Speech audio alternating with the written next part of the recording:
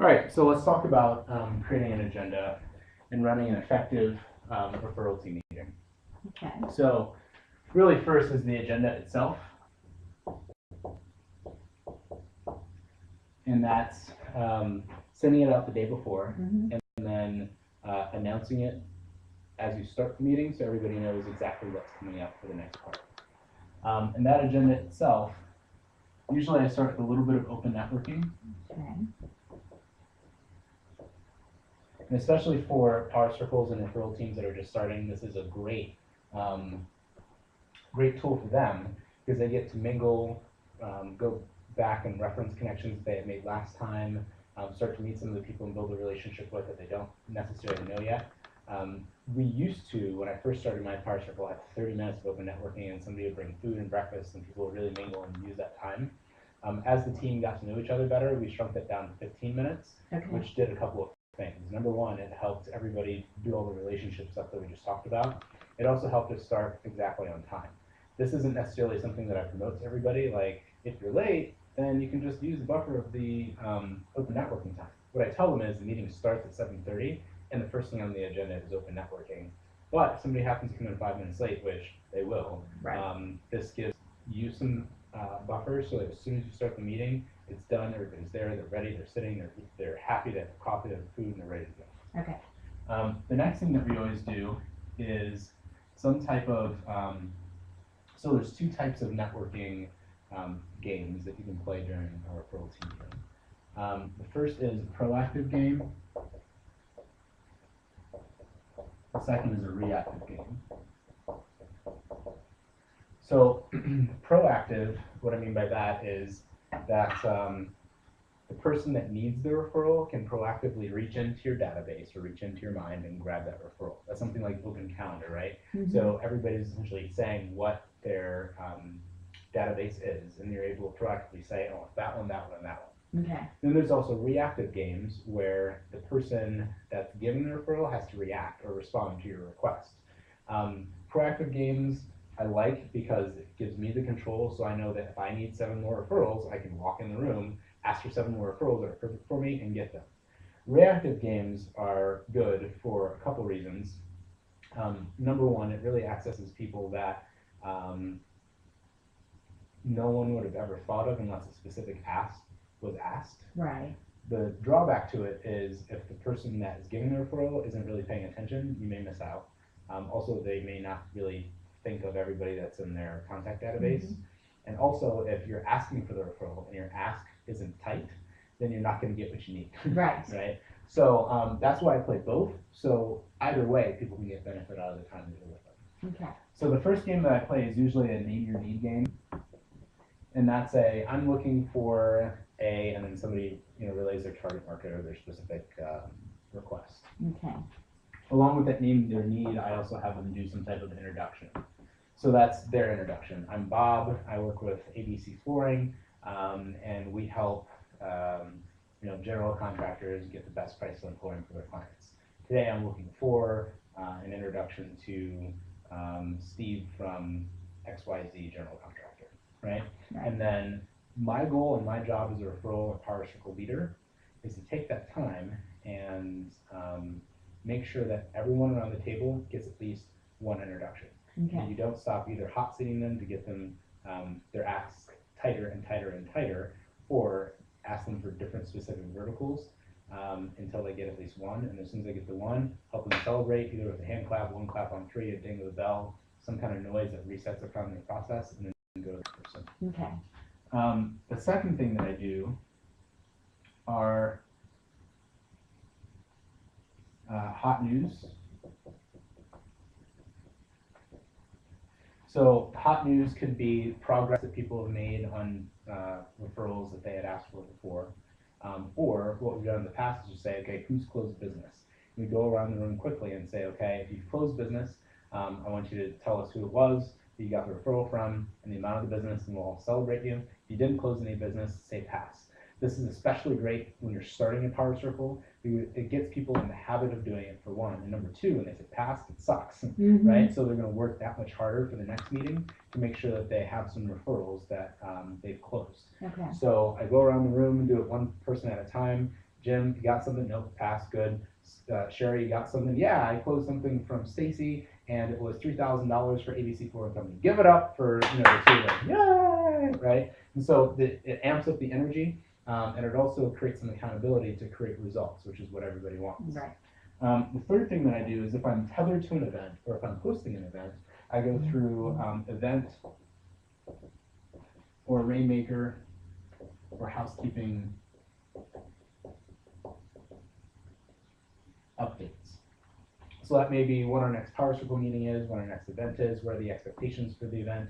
If it's a 7:30 event, we arrive at 7:15 for the powwow. Event starts at 7:30. Here are the event roles. Go ahead and sign up for each of the event roles.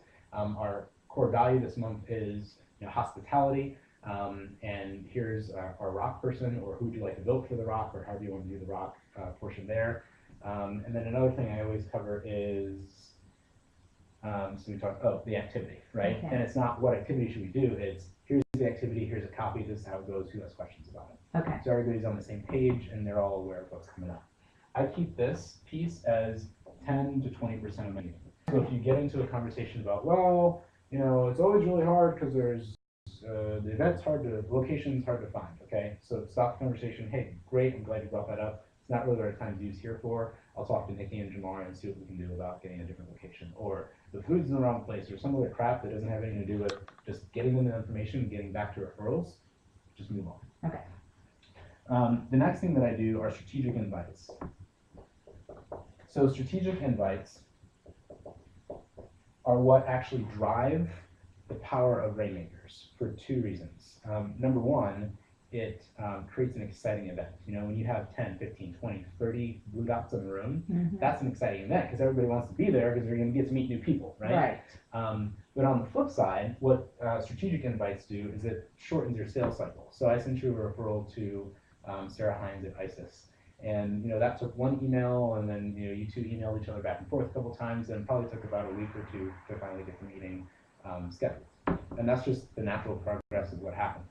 But if I have strategic invites and I know that you really need to meet people in the events industry, then next week is our event. I'm just going to invite that person to the event, get them tons of value for coming to the event, and have you match hands with them and schedule something right on the spot, so you don't have to do that back and forth thing, and it cuts down your sales cycle. So how I do strategic invites the first time is I have everybody write down what the strategic tree is, and give them 5 to 7 minutes to really write down, okay, who are the people that are seeing the same people that you are. And then on a whiteboard, and all referral team meetings and Power Circle meetings should be in a room with a large conference table and a whiteboard, and in a quiet location, right? So not like just in a restaurant. On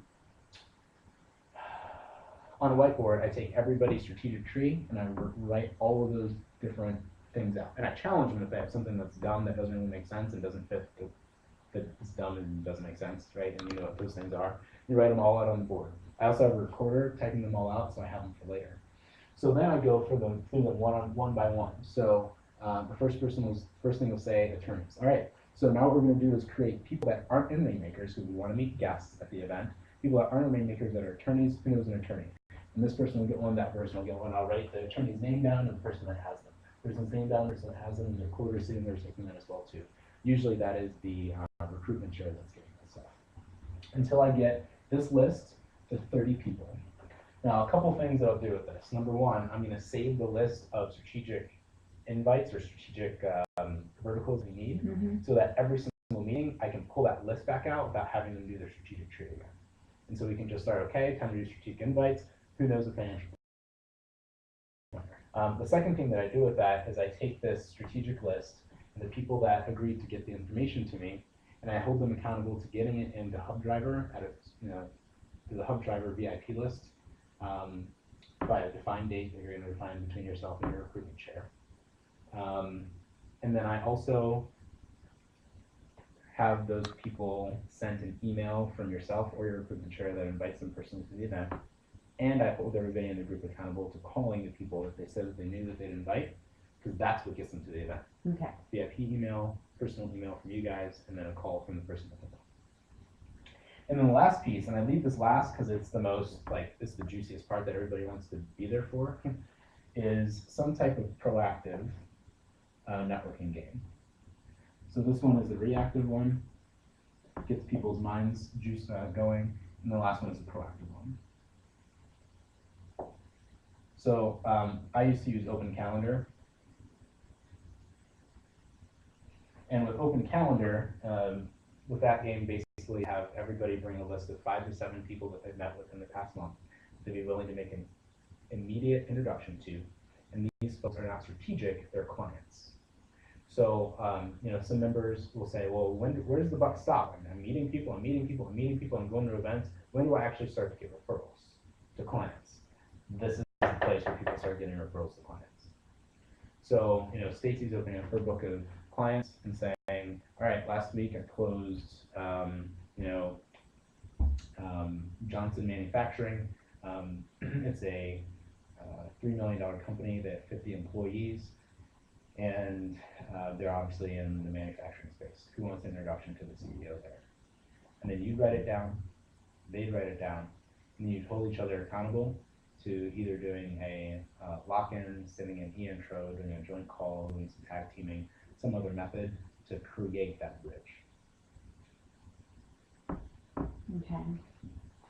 And then that is it. So usually all of this, like this open networking part, 15 to 30 minutes. Name your need, intros, depending on how big your group is. Your group's pretty big. I think I saw like 29 people on your list. I think it's closer to 20, but yeah. Okay, so this will probably take you 45 minutes, about 2 minutes a person, right?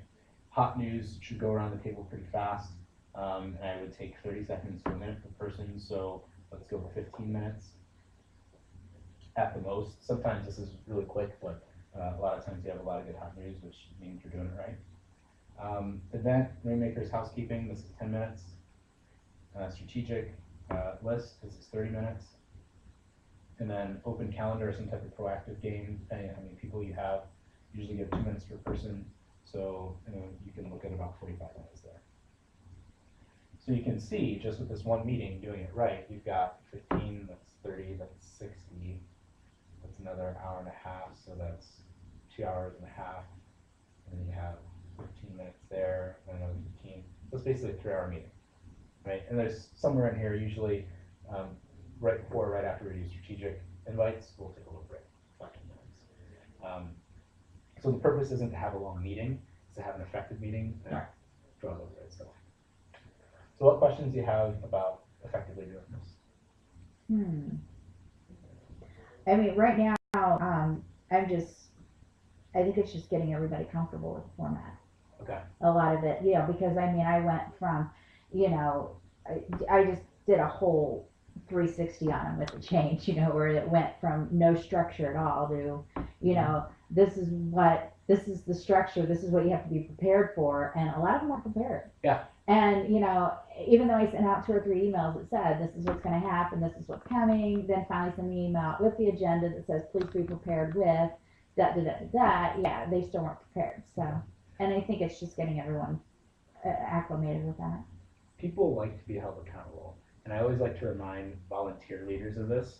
People say, well, they're volunteers, and so I don't want to push them too hard, they might quit. Well, they're coming there to get results, right? And you know that following the right process and doing the right things, you're going to get results. Right. So when you say, for example, you tell everybody to bring their laptop or some type of device where they can create instant intros, PDA, whatever it is, and then they're showing up there without their laptop, or they're not writing down an intro, or they're not passing a business card from person to person, stop the action, hold them accountable to it. Hey, you said you're going to make that bridge, so you're going to pass some paper or start taking some notes, or you don't have your laptop. Oh, okay, so I know that you're serious about being part of this group and serious about creating revenue, right? And they're going to go, right, awesome. So ask that you bring your laptop. What prevented you from bringing it today? And they're going to say, well, I didn't stop back home, and okay, so next time you know that you're serious about creating it, that you're going to bring your laptop, right? And as soon as you do that one time and challenge one person, it rises the level of accountability for everybody. They're like, oh crap, Stacy's not playing around. I'm going to bring my stuff next time. Yeah. So when you set the expectation and then they don't follow it, challenge them, and they'll nip that thing right in the bud. Okay.